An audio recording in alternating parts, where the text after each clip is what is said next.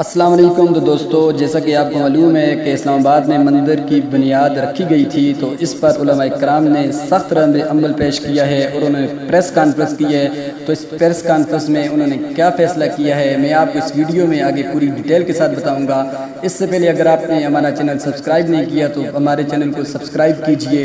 تو دوستو چلتے ہیں اپنی ویڈیو کی جانب۔ تو کل مختلف مکاتب فکر کے علماء کرام نے نیشنل پریس کلب میں مشترکہ پریس کانفرنس کرتے ہوئے کہا ہے کہ حکومت کو وارننگ دیتے ہیں وہ اسلام آباد میں مندر کی تعمیر سے باز رہے ورنہ شدید رد عمل ہوگا۔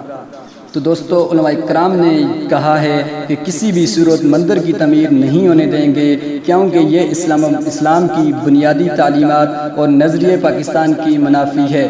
حکومت اگر مندر کی تعمیر کے لیے زبردستی کرے گی تو اسے شدید رد عمل کا سامنا بھی کرنا ہوگا۔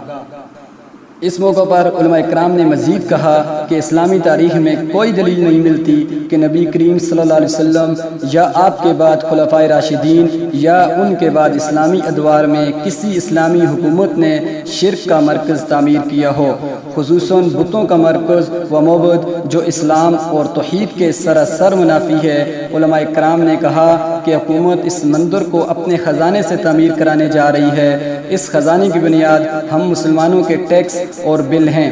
ہم اپنی کمائی سے شرک کا اڈا تعمیر کرنے کی ہرگز اجازت نہیں دیں گے۔ ہمارے پیسوں سے اگر مندر تعمیر ہوتا ہے تو قبر اور حشر میں ہم سے پوچھا جائے گا، جس کا کسی کے پاس کوئی جواب نہیں ہوگا۔ لہذا ہم حکومت کو مندر کی تعمیر کے لیے اجازت کسی بھی صورت میں نہیں دیں گے۔ اسلامی مملکت میں بتوں کے عبادت خانے کی تعمیر ناجائز ہے، حکومت اس کو روکنے کی پابند ہے۔